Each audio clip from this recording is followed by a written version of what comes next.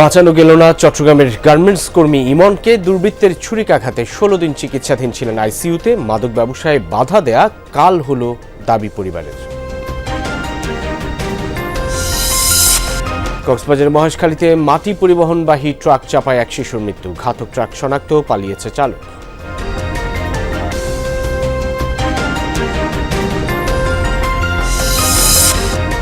চীনের পণ্য তৈরি হচ্ছে বন্দরনগরীর কদমতলীতে। বিএসটিআইকে নিয়ে ভোক্তার অভিযান। বিপুল পরিমাণ বৈদ্যুতিক সরঞ্জাম জব্দ, মালিককে 15 লাখ টাকা জরিমানা।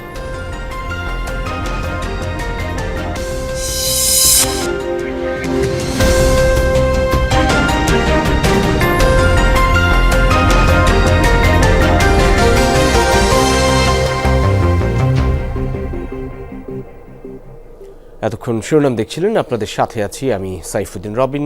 যাচ্ছি পুরো খবরে।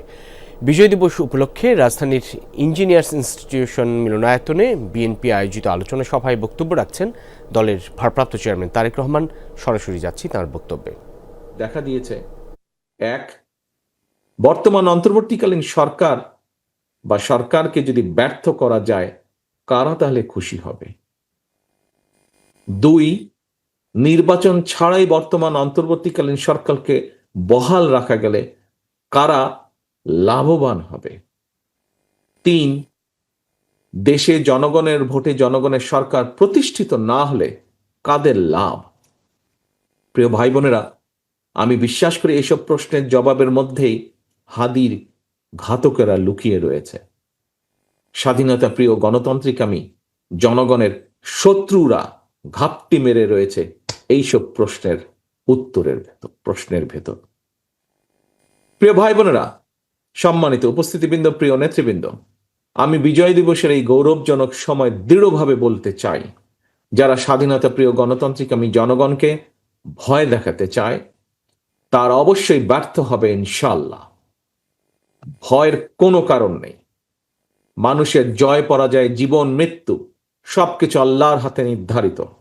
সুতরাং আল্লাহর উপরে ভরসা রেখে আমরা সকলে যদি ঐক্যবদ্ধভাবে জনগণের অধিকার প্রতিষ্ঠার মিছিল এগিয়ে নিয়ে যেতে থাকি, ইনশাআল্লাহ ষড়যন্ত্রকারীরা অবশ্যই পিছু হতে বাধ্য হবে। 1971 সালে প্রমাণিত হয়েছে, 2024 সালে প্রমাণিত হয়েছে, 1975 সালের 7ই নভেম্বর 90-এ স্বৈরাচার বিরোধী আন্দোলন, প্রতিটি আন্দোলন সংগ্রামে প্রমাণিত হয়েছে, জনগণ ঐক্যবদ্ধ থাকলে জনতার বিজয় কেউ ঠেকিয়ে রাখতে পারে না।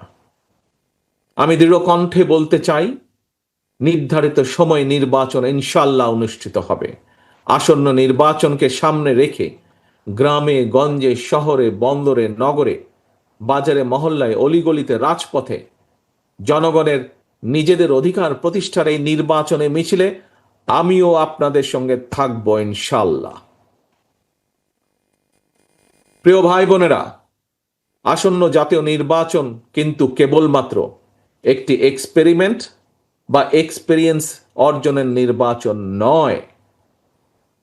সম্মানিত মহাসচিব সাহেব আজকের অনুষ্ঠানের সভাপতি কিন্তু ওনার বক্তব্যে বলেছেন, আমিও অতীতে বারবার বলেছি, আসন্ন জাতীয় নির্বাচন অতীতের যে কোনো নির্বাচনের চেয়ে জটিল এবং গুরুত্বপূর্ণ। কেন? এবারের নির্বাচনের সঙ্গে জড়িত আছে বর্তমান এবং ভবিষ্যৎ প্রজন্মের স্বাদ, আশা, আকাঙ্ক্ষা, স্বার্থ এবং সম্ভাবনা। সর্বোপরি এবারের নির্বাচনের সঙ্গে জড়িত আছে বাংলাদেশের স্বার্থ এবং সার্বভৌমত্বকে সুসংহত রাখার প্রশ্ন।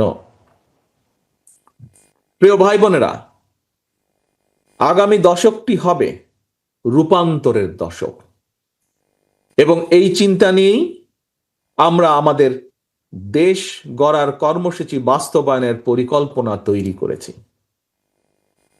দেশের জনসংখ্যার অর্ধেক নারী, 4 কোটি বা তারও বেশি তরুণ, কোটি কোটি কৃষক, শ্রমিক, কর্মক্ষম এই জনসংখ্যাকে কাজে লাগিয়ে বাংলাদেশের বিজয়কে সুসংহত করাই হচ্ছে বিএনপির একমাত্র লক্ষ্য। একটি স্বনির্ভর সমৃদ্ধ বাংলাদেশ গড়ে তোলার মাধ্যমেই আমরা আমাদের আগামীর প্রতিটি বিজয় দিবসকে আরো গৌরবান্বিত এবং আরো অর্থবহ করে গড়ে তুলতে চাই। মহান বিজয় দিবসের এই প্রাক্কালে আমি দল, মত, ধর্ম, বর্ণ নির্বিশেষে কৃষিজীবী, শ্রমজীবী, পেশাজীবী, শিল্পী, সাহিত্যিক, শিক্ষক, সাংবাদিক, বুদ্ধিজীবী, ওলেমা, আলেম, পীর, মাশায়েখ তথা বাংলাদেশের সকল শ্রেণী পেশার মানুষ, প্রতিটি নাগরিককে জানাই মহান বিজয় দিবসের আন্তরিক শুভেচ্ছা। মহান বিজয় দিবস উপলক্ষে বিজয়ের বার্তাকে, প্রিয় ভাই বোনেরা, বিজয়ের যে বার্তা, এই বার্তাকে আমরা শুধুমাত্র স্লোগানের ভিতরে সীমাবদ্ধ রাখব না। বিজয়ের সুফল প্রতিটি নাগরিকের ঘরে ঘরে পৌঁছে দিতে আসন্ন জাতীয় নির্বাচনে বাংলাদেশ জাতীয়তাবাদী দল বিএনপি বা ধানের শীষ আবারও জনগণের সহযোগিতা, সমর্থন এবং সুযোগ প্রত্যাশা করছে। পরিশেষে আল্লাহর দরবারে 1971 সালের স্বাধীনতা অর্জনের যুদ্ধে শহীদ এবং 2024 সালে স্বাধীনতা অর্জনের যুদ্ধে শহীদ এবং 71 থেকে আজ পর্যন্ত দেশে গণতন্ত্র এবং জনগণের অধিকার প্রতিষ্ঠার আন্দোলনে সকল শহীদদের রুহের মাগফিরাত কামনা করছি। চট্টগ্রামে দুর্বৃত্তদের এলো পাতারি ছুরিকাঘাতে গুরুতর আহত হয়ে আইসিইউতে চিকিৎসাধীন থাকার 16 দিন পর মৃত্যু হয়েছে এক গার্মেন্টস কর্মীর। পরিবারের দাবি, মাদক ব্যবসায় বাধা দেয়ায় এই হত্যাকাণ্ড। চাঞ্চল্যকর এই ঘটনায় এখন পর্যন্ত কাউকে গ্রেফতার করতে পারেনি পুলিশ।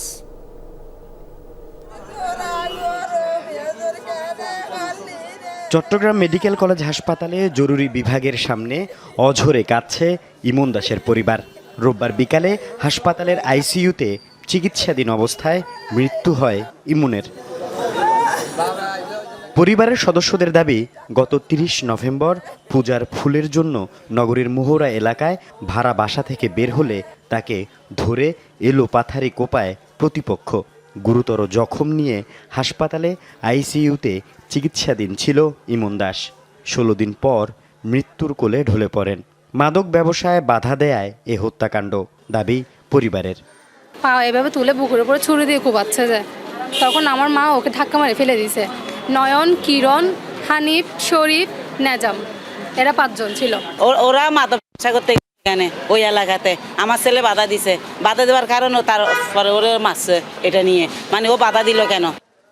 হামলার পর 3 ডিসেম্বর থানায় মামলা হলেও কাউকে গ্রেফতার করতে পারেনি পুলিশ। এতে ক্ষোভ প্রকাশ করেন নিহতের স্বজনরা। আমার নাতির যেভাবে কষ্ট দিচ্ছে, ওরা যেমন এরকম কষ্ট পায়, যেমন ফাঁসি হয়, মারা যায়, আমরা এতে বিচার চাই ওদের কাছে। মারছে তার একটা সুস্থ বিচারক তাড়াতাড়ি, ও যেন পালিয়ে যেতে না পারে। এটা যদি পালিয়ে যায়, হয়তো আজকে ওকে মারছে, হয়তো আরেকজনকে মারবে। পুলিশের দাবি, পূর্ব শত্রুতার জেরে এ হত্যাকাণ্ড ঘটেছে। তাদের পুরোবিরোধ আছে, পুরোবিরোধের মধ্যে তাদের মধ্যে মারামারি হয়। তো প্রথম একটা মামলা হয় ইমন দাসের বিরুদ্ধে, ইমন দাস ওই মামলায় নম্বর আসান। পরে তারা আবার ইমন দাসের মারে, ইমন দাস ওই মামলার যে বাদী, ইমন দাসের মামলা সে 1 নম্বর আসান। কালুরঘাট বিসিক শিল্পাঞ্চলে লিগেসি গার্মেন্টসের কর্মী ইমনের বাড়ি পটিয়ার ধলঘাটে। বাবা মা স্ত্রীকে নিয়ে থাকতেন মৌলভীবাজারের ভাড়া বাসায়। আল আমিন শিকদার, যমুনা নিউজ, চট্টগ্রাম। চীনের পণ্য তৈরি হচ্ছে চট্টগ্রামের কদমতলীতে।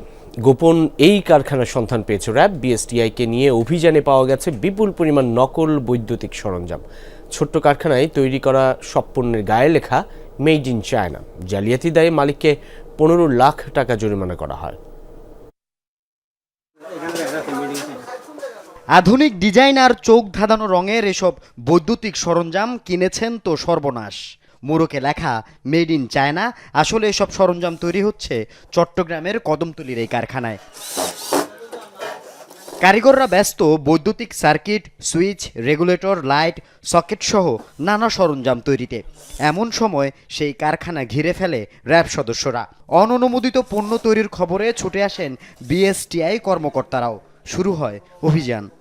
ইম্পোর্ট করে অল্প কিছু জিনিস নিয়ে আসে, এবং সেই কাগজ দিয়ে আরও নিজেরাই তৈরি করে মেড ইন চায়না লিখে এটা বাজারজাত করছে, যেটাতে সরকার আমদানি শুল্কটাও পাচ্ছে না। তো দুই দিক থেকে সরকার ক্ষতিগ্রস্ত হচ্ছে এবং তাদের এখানে মান নিয়ন্ত্রণের কোনো ব্যবস্থা না থাকায় এই জিনিসগুলো বিভিন্ন বাসাবাড়িতে ব্যবহার হচ্ছে কিংবা অফিস আদালতে ব্যবহার হচ্ছে, যেখানে বৈদ্যুতিক দুর্ঘটনা ঘটছে এবং মানুষের প্রাণহানি হচ্ছে। গোপন এই কারখানায় পাওয়া যায় বিপুল পরিমাণ নকল বৈদ্যুতিক সরঞ্জাম, কার্টনে থরে থরে সব সাজানো। তাদের ব্র্যান্ডের নাম OnePlus, পণ্যের গায়ে লেখা মেড ইন চায়না। ছাড়পত্র এবং অনুমোদন না থাকায় কারখানা মালিককে 12 লাখ টাকা জরিমানা করা হয়।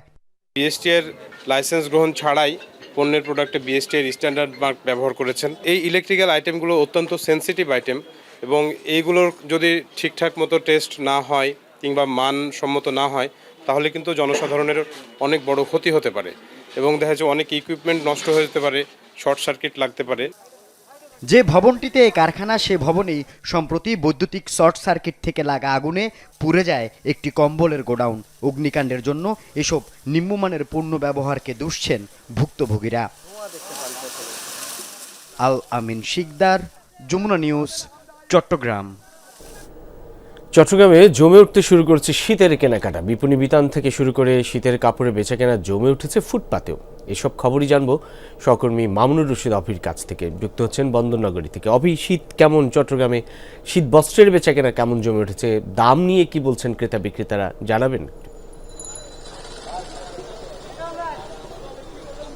রবিন, চট্টগ্রামে আসলে শীত পড়তে শুরু করেছে। আমরা দেখেছি শীত পড়ার সঙ্গে সঙ্গে চট্টগ্রামের মার্কেটগুলো রয়েছে, বিপণী বিতানগুলো একদম সড়কের পাশে যে সমস্ত ভ্যান গাড়িগুলো রয়েছে বা বিভিন্ন দোকানপাট, সব জায়গাতেই আসলে মানুষের ভিড় আমরা দেখেছি।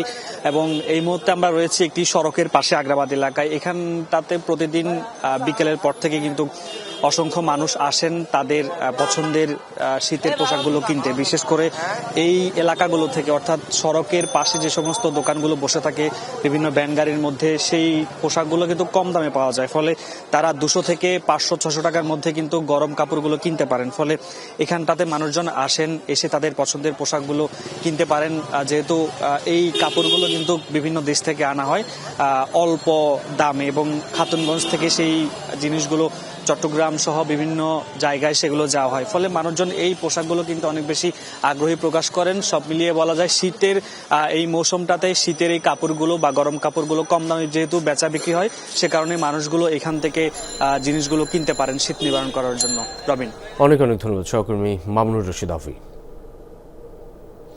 মহান বিজয় দিবসকে সামনে রেখে কক্সবাজার ও বান্দরবানে শুরু হয়েছে 3 দিন ব্যাপী বিজয় মেলা। বিকেলে কক্সবাজার উপজেলা প্রশাসন উদ্যোগে ঈদগাঁও আদর্শ উচ্চ বিদ্যালয় মাঠে মেলার উদ্বোধন করেন উপজেলা নির্বাহী কর্মকর্তা মীর কামরুজ্জামান কবির।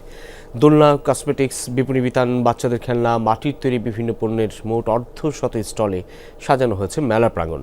এছাড়া বান্দরবানে জেলা প্রশাসনের আয়োজনে মেলার উদ্বোধন করেন জেলা প্রশাসক শামীম আনার রিমি। এবারের আয়োজনে 11টি ক্ষুদ্র জাতিসত্তার পাশাপাশি বাঙালি শিল্পীরা সাংস্কৃতিক অনুষ্ঠানে অংশগ্রহণ করবেন।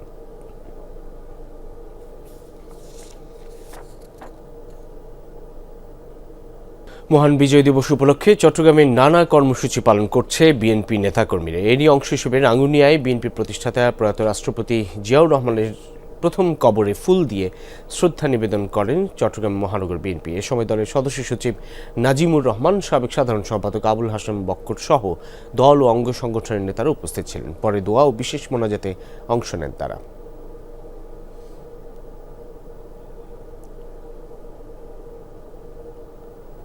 কক্সবাজারের মহেশখালীতে মাটি পরিবহনবাহী ট্রাকের চাপায় প্রাণ হারিয়েছে এক শিশু। সকালে স্থানীয় ছোট মহেশখালীর ইউনিয়নের দক্ষিণ নলবিলা এলাকায় এই ঘটনা ঘটে। নিহত 19 মাস বয়সী হিকমামণি 7 নম্বর ওয়ার্ডের দক্ষিণ নলবিলা পূর্ব পাড়ার মাওলানা হেলাল উদ্দিনের মেয়ে ছিলেন। স্থানীয়রা জানায় সড়কের পাশে বসে খেলছিল হিকমামণি। এ সময় বেপরোয়া গতিতে আসা মাটি পরিবহনবাহী ডাম্পার ট্রাকটি হিকমাকে চাপা দিয়ে পালিয়ে যায়। স্থানীয়রা উদ্ধার করে তাকে স্বাস্থ্যকেন্দ্রে নিয়ে যাওয়ার পর চিকিৎসক মৃত ঘোষণা করেন। ঘাতক ট্রাক শনাক্তে এরই মধ্যে তদন্ত শুরু করেছে পুলিশ। সাবেক প্রধানমন্ত্রী ও বিএনপি চেয়ারপারসন বেগম খালেদা জিয়ার সুস্থতা কামনায় দোয়া মাহফিল এবং খাবার বিতরণ অনুষ্ঠিত হয়েছে চট্টগ্রামে। পাহাড়তলীতে রেল শ্রমিক দলের ৪৫তম প্রতিষ্ঠাবার্ষিকী উপলক্ষে রেলওয়ে শ্রমিক ও কর্মচারী দল আয়োজিত মাহফিলে বক্তারা দেশ ও জনগণের জন্য বিএনপি চেয়ারপারসনের ত্যাগ অবদান তুলে ধরে রোগমুক্তি কামনা করেন। এ সময় মহানগর যুবদল নেতা মোশাররফ হোসেন দীপ্তি সহ রেল শ্রমিক দল নেতারা উপস্থিত ছিলেন। পরে সুবিধাবঞ্চিতদের মধ্যে খাবার বিতরণ করা হয়। এই ছিল আজকে চট্টগ্রামে। এতক্ষণ সাথে থাকার জন্য ধন্যবাদ সকলকে।